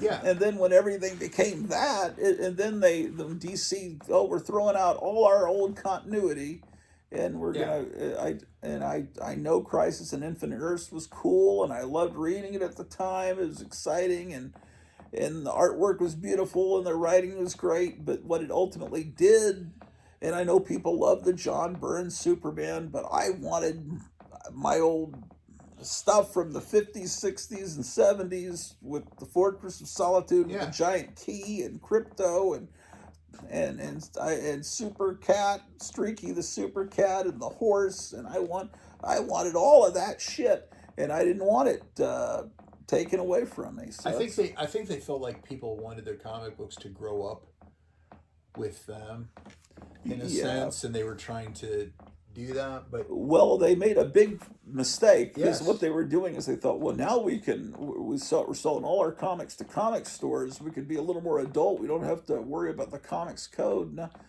but all you did was you took the fun away. You took Right. the joy away. Because now, I just don't want to. I don't want to see the last issue of a comic book run. The main character self-deletes himself, which is what happened with Vigilante. I'd rather see Vigilante portrayed like he is in the Peacemaker show, where he's like a nut, like a, well, I mean, I guess he's a nut in the original comic, but I just want things to be fun. Peacemaker show. Did you see the Peacemaker? I haven't. I've heard it's great. Oh yeah, it's I've fun. never seen it. Yeah, they took fun out of it. Yeah. And to be it's. I think when a lot of these guys, someone along the line said, comics are a serious art form, and then I think that I found killed it. Yeah. Go ahead. Well, I was just saying that they we should take this more seriously, and that's the end of it. Okay, so you can see why I was unable to find, hold on, this channel, because it's in, I don't know how to tell you to find it. He's got almost 5 million subscribers, but what he's got is he's got all these CDs that if you're a record collector, these were import CDs that would cost you $25, $30 a piece. And he's got them all up on YouTube where you can just listen to them anytime. He's basically all this. I spent probably thousands of dollars on all these CDs back then, and now it's all free. Okay, amazing stereo doo-wop, 30 original hits. Well, okay, hold on, let me get. Burning Britain, a story of independent. I mean, it's all in English. It's just his name is in Japanese. So if I give you the name of one of the albums, then you could find it, and then therefore find his whole. Like if you were to type in Underground Punk Rock Vinyl Archives 1976 to 1985 Volume 1, then you'd find him, and then you could find, hold on. So, but it's all kinds of music from the 50s to punk rock. But it's like this guy, I guess, put his entire CD collection up on YouTube. So this is California Sun, Warner Pop Rock Nuggets, Volume 3. That's probably great. Anyway, hold on. How do I've forgotten how YouTube works. Sorry. Okay, here we go. I don't have the music playing. It's just he doesn't have playlists, so he doesn't have the music. There's not a playlist where it's a certain style of music. He has like Country USA. It's an hour and 2 minutes, 1965. That's probably a good way to find his channel. Just type in Country USA 1965. Or this is probably unique enough. Destroy That Boy, More Girls with Guitars. Type that in, you can find him. Let's see what that one. Oh, I hit the wrong one. That sounds good. This is only put up 13 days ago. See, I'll forget about this guy. I don't know how to find him. And then this is from Ace Records. That's a British record label. This was probably a $25, $30 record. You'd get imported at not many record stores would have this, and it's like now it's all here. It's just there's really so much great stuff out there on YouTube.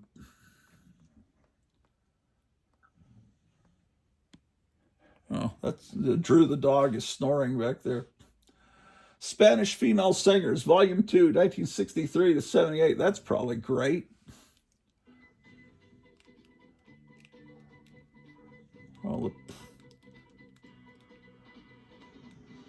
Come on.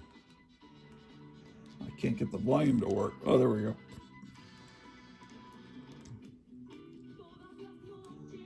Some of these are, a lot of these are going to be cover versions of American songs.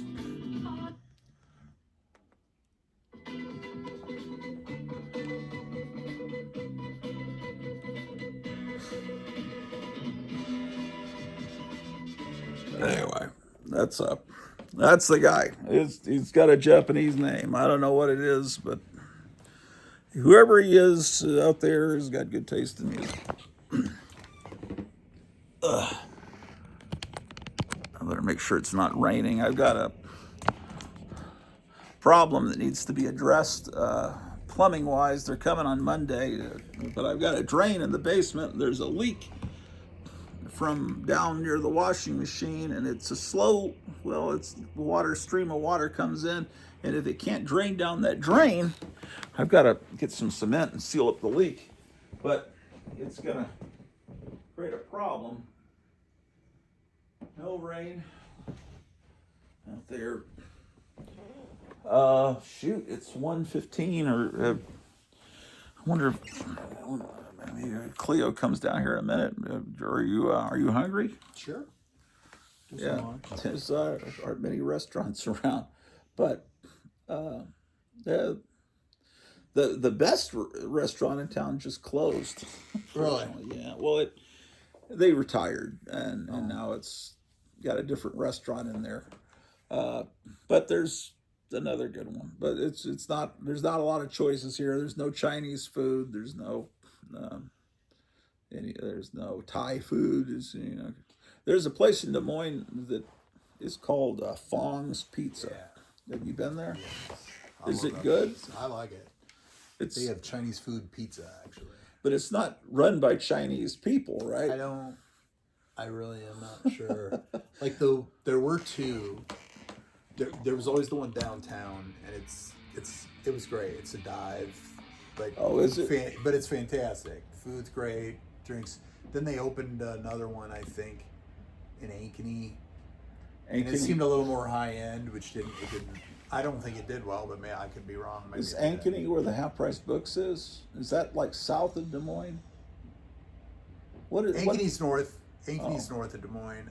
The Half Price Books in Des Moines is in I think it's more on the west side, isn't it? I don't know, but it seemed like a nice area. It's People warn me about Des Moines. I drive around. It's like, man, this is like Disney World. It's like the main street in Disney World. It's like, where's the tagging? Where's the danger? But people say, if you go on this certain side of town, you'll see what I'm talking about. Well, I lived on the east side of Des Moines for a while, and I don't know. I didn't think it was all that bad either. But it's people that haven't seen what it's like out there. Right. You live in a bubble of Pleasantville or whatever, and you don't realize out there is horrible stuff that you see on YouTube. Kensington Avenue with all these fentanyl people. Yeah, I mean, there's some of that there, but I mean, it's not. I don't know. I mean, I guess I can't speak to. I don't live there anymore, and I don't. Yeah. But my kid lived downtown. He loved it. Mm-hmm. And, he lives on the west side now. But. Well, she really wants to go to Fong's Pizza, but the Half Price Books I went to is not like the ones back in Texas, the original ones. That's where it came out of, Dallas, and spread across Texas. And I guess they got up here, and they're even up in Oregon and all over the place. Man, they had a book about the Aurora torture chamber model kits. Okay. Called Monster Scenes. You know what I'm talking about? Yeah. They had it priced at $200. And I looked it up, and apparently it does go for that, or $150. I saw one for $150 on eBay, but I guess it was printed in small numbers, and a lot of people want it, but I don't know why I didn't buy it when it came out. But then they reissued almost every one of those model kits, and I didn't buy the reissues. Now I wonder, why didn't I do that? I think because they were $20, $30 Yeah, each. they were still... I mean, they were a lot cheaper than real ones, but... the best half-price books that I know of in Iowa would be Cedar Rapids. Okay. Or might be Marion. It's kind of the same. The Iowa State Fair, it has a dark ride in it? I know it has an old mill, but does it have one where you get in a little car and go those German ones with all the monsters painted on the sides?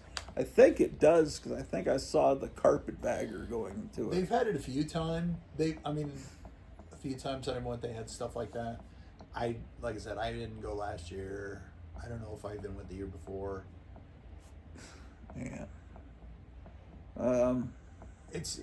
It's a big place, you know. It's a pretty good experience to go. Is it pretty safe?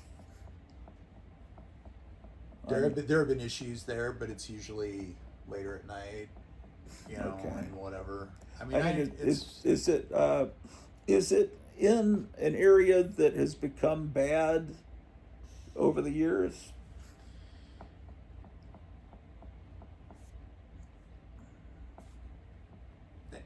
Around, like know. surrounding. I mean, there is probably, like I said, they've had issues at nights, but you know what you get is you get a lot of people going there that are looking for trouble, and they're all going there on the same night. Oh, I wouldn't be there after dark, because I had the beginnings of cataracts, and so the light is annoying to me. Driving at night is. So I'm gonna have to get that surgery at some point. I hate it, but no, is it in a dangerous way? No, I don't really think well, so. the reason I asked, in Dallas, Fair Park was built in probably the 20s, maybe 30s. It's the biggest collection of Art Deco buildings existing in the world.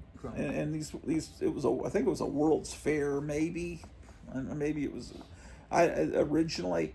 And when they build these amazing buildings, they don't build them to last. They just figure they're just there for a year or two, but they're all still there, and they have to keep them up, and it's really cool looking. But the area around it, that Fair Park area, has become a horrible, crime-ridden crack zone. And if you want to park, there's parking. But then there are people that'll let you park in their front yard, and it's real scary. Once you get into the park, but it's just getting into it. Yeah. Because one time, right across from the main gate of the State Fair in Texas, in Dallas. One time I was standing right there at the corner, and it wasn't during the State Fair time.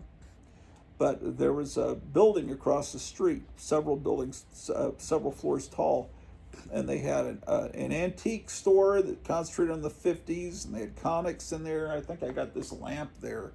And then there was a punk rock record store called Direct Hit, and that's where I put my Sophisticate magazine on consignment, and they had punk rock records. And later it became Forbidden Books and Video, and there was a tattoo shop in the back. And then there was a place called, these were all shown on the Hypnotic Eye. Joe Riley went into, there was a guy called Rob. He had Rob's Chop Shop, and it was a 1950s barber shop for rockabilly people. It was really cool. It's probably still there.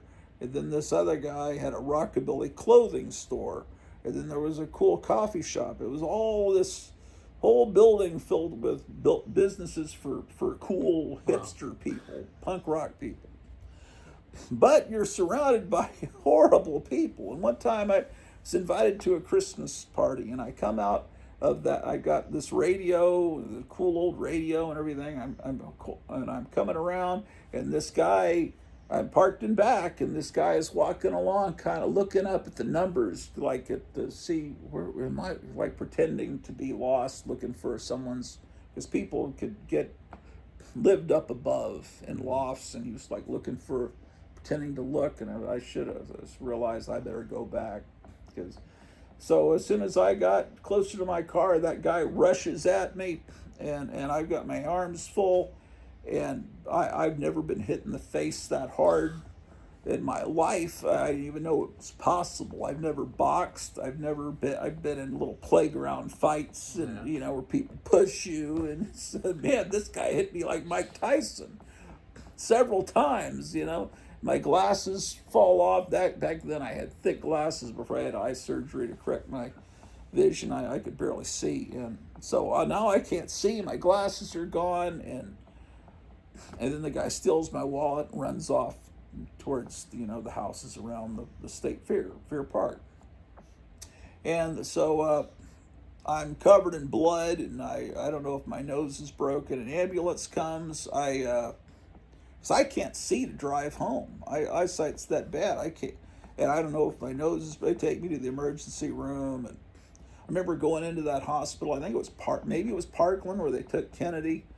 And I remember a nurse looking at me and laughing, because they just figure you're some drunk scum out fighting, and it's Saturday night. I was going to a Christmas party, and then my friend, I said, hey, could you come and help me get home? He's like, oh, I'm having this party with 3 people over. I can't come. Then some other friend shamed him into coming over and helping me. And then my dad came over. It's like, why are you over in this part of town? And it's like, well, you got a point. But I would hang out there every night. I'd go to Forbidden Books and Coffee. That was just where we hung out, and where all the cool videos and books were, and comics and toys and everything. But anyway, my nose wasn't broken, but I had to, cancel all my cards.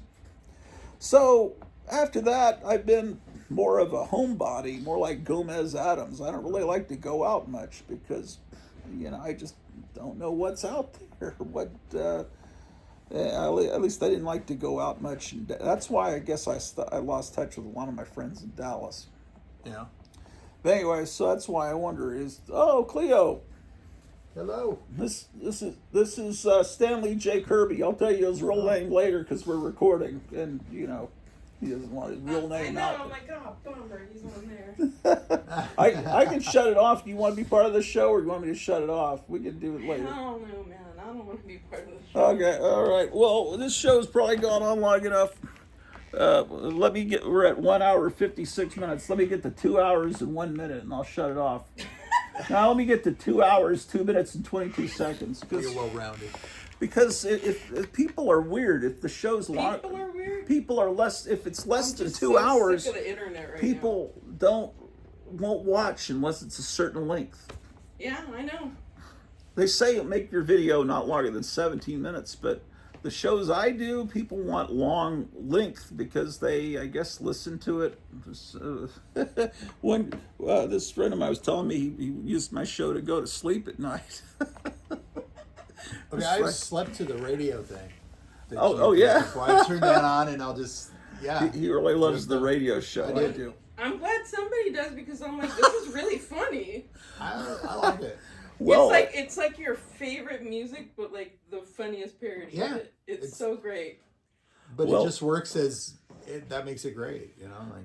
I'm kind of bummed that a lot of people didn't get it or don't get it. Or no, whatever. they haven't listened to it. They don't, it's music. Right, and people want the same thing all the time. So but since you're not doing the same thing, if you listen like, to it and realize, this song's about the Doom Patrol, or this song's about Frankenstein ripping people's arms off on the dance floor, then they get it. It's like listening to a dream of music of yourself, like, oh yeah, that's I don't know, that's kind of how I look at it. I was cracking up when he got something that sounded really close to The Cure, but the lyrics were really crazy.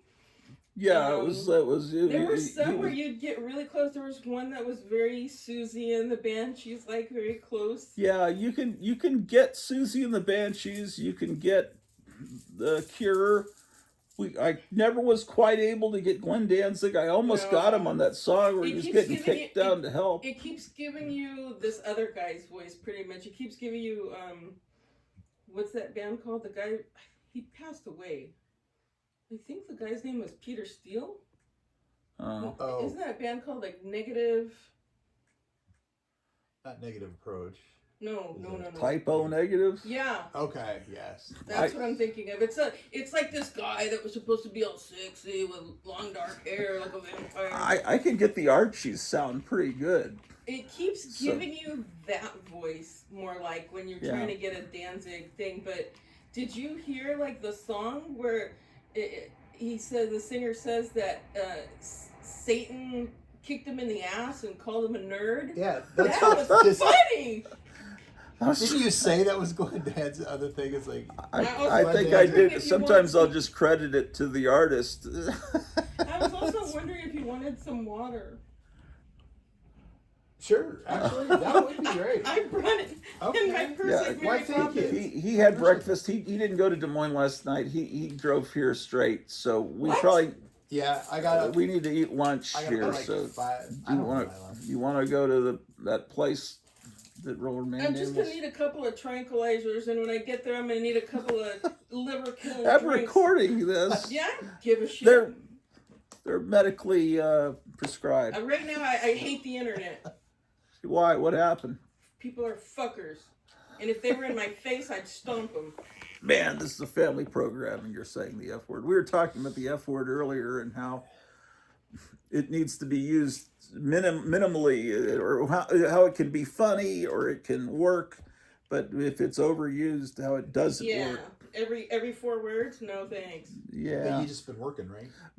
Huh? You've been working. No, because I can say I say it a lot after. I'm kind of miffed because I was supposed to have this obnoxious meeting and it can take up to like 3 hours, which is really annoying every Saturday morning. Oh wow, yeah. And they didn't bother to tell me it was canceled, and I kept trying to get in there, and I'm like, dude, this is weird. What's going on? It seems really hot. The air conditioner's working, but did you move it up some? Did you change? I haven't Maybe it's just the humidity of all the rain. Maybe it's because I took a hot shower for so long. Oh yeah, man.